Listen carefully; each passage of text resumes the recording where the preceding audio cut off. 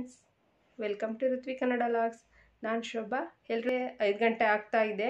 ನಾನಿವಾಗ ಕಡಲೆಪುರಿ ಮಾಡ್ತಾ ಇದ್ದೀನಿ. ಅದನ್ನು ನಿಮ್ಮ ಜೊತೆಲೂ ಶೇರ್ ಮಾಡ್ತೀನಿ. ಹೇಗೆ ಮಾಡೋದು ಅಂತ ನೋಡೋಣ. ಅದಕ್ಕಿಂತ ಮುಂಚೆ ಯಾರೆಲ್ಲ ನನ್ನ ಚಾನಲ್ನ ಹೊಸ್ದಾಗಿ ನೋಡ್ತಿದ್ದೀರೋ ಕೆಳಗೆ ಕಾಣ್ತಿರೋ ಅಂಥ ಸಬ್ಸ್ಕ್ರೈಬ್ ಬಟನನ್ನು ಪ್ರೆಸ್ ಮಾಡಿ, ಪಕ್ಕದಲ್ಲಿರೋ ಬೆಲ್ ಐಕನನ್ನು ಪ್ರೆಸ್ ಮಾಡಿ. ಕಡಲೆಪುರಿ ಮಾಡೋದಕ್ಕೆ ಏನೆಲ್ಲ ಬೇಕು ಅನ್ನೋದನ್ನು ನೋಡೋಣ. ಇವಾಗ ನಾನು ಇಲ್ಲಿ ಕಡಲೆಪುರಿ ತೊಗೊಂಡಿದ್ದೀನಿ. ಒಂದು 2 ಬೆಳ್ಳುಳ್ಳಿ ಸುಳಿದಿಟ್ಕೊಂಡಿದ್ದೀನಿ. ಒಂದು 10 ಮೆಣಸಿನ್ಕಾಯಿ ಸೀಳಿಟ್ಕೊಂಡಿದ್ದೀನಿ.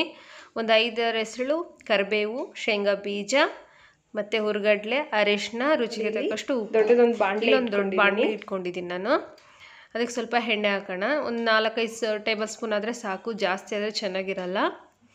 ಮತ್ತು ಇದು ಎಣ್ಣೆ ಕಾದ್ಮೇಲೆ ನಾವು ಮೊದಲಿಗೆ ಶೇಂಗಾ ಬೀಜ ಹಾಕೋಣ.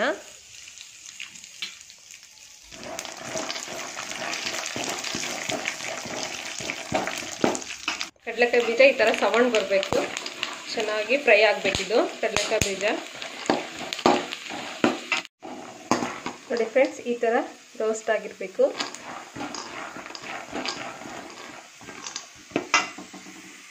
ಇವಾಗ ನಾವಿಲ್ಲಿ ಮೆಣಸಿನ್ಕಾಯಿನೂ ಹಾಕೋಣ.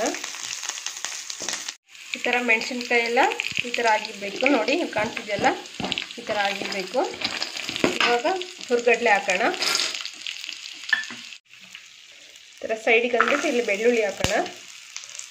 ನೋಡಿ, ಕರಿಬೇವನ್ನ ಯಾಕೆ ಲಾಸ್ಟಲ್ಲಿ ಹಾಕಿದೆ ಅಂದರೆ ಈ ಗ್ರೀನ್ ಕಲರ್ ಇದೆಯಲ್ಲ, ಅದು ಚೆನ್ನಾಗಿ ಕ್ರಿಸ್ಪಿಯಾಗಿ ಹಂಗೆ ಕಾಣಿಸುತ್ತೆ. ಇವಾಗ ಮೊದಲಿಗೆ ಹಾಕ್ಬಿಟ್ರೆ ಒಂಥರ ಸೀದಂಗೆ ಕಾಣಿಸ್ತಿರುತ್ತೆ. ಹಾಗಾಗಿ ಇವಾಗ ಇದು ಲಾಸ್ಟಿಗೆ ಹಾಕಿದರೂ ಕೂಡ ಕ್ರಿಸ್ಪಿಯಾಗಿ ಬರುತ್ತೆ. ನಾನಿಲ್ಲಿ ಇವಾಗ ಅರಿಶಿನ ಮತ್ತು ಉಪ್ಪು ಹಾಕ್ತಾಯಿದ್ದೀನಿ. ಇವಾಗ ಇದಾಗಿದೆ. ಇದನ್ನು ಸ್ಟವ್ ಆಫ್ ಮಾಡಿಬಿಟ್ಟು ಕೆಳಗೆ ಇಳಿಸ್ಕೊಳ್ಳೋಣ.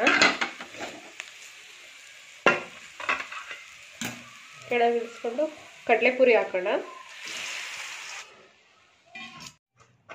ಇವಾಗ ಇದನ್ನು ಕಲಸೋಣ ನೀಟಾಗಿ. ಇವಾಗ ಸಣ್ಣದಾಗಿ ಸ್ಟವ್ ಹಚ್ಚಿಟ್ಟು ಅದನ್ನು ಕಲಸಿರೋ ಅಂಥದ್ದನ್ನು ಸ್ಟವ್ ಮೇಲೆ ಇಡೋಣ.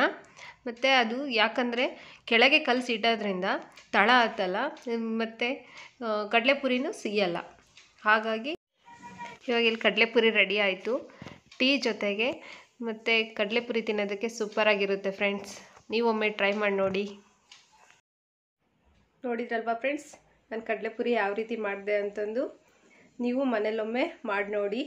ಇಷ್ಟ ಆದರೆ ಲೈಕ್ ಮಾಡಿ, ಶೇರ್ ಮಾಡಿ, ಸಬ್ಸ್ಕ್ರೈಬ್ ಮಾಡಿ. Thank you for watching.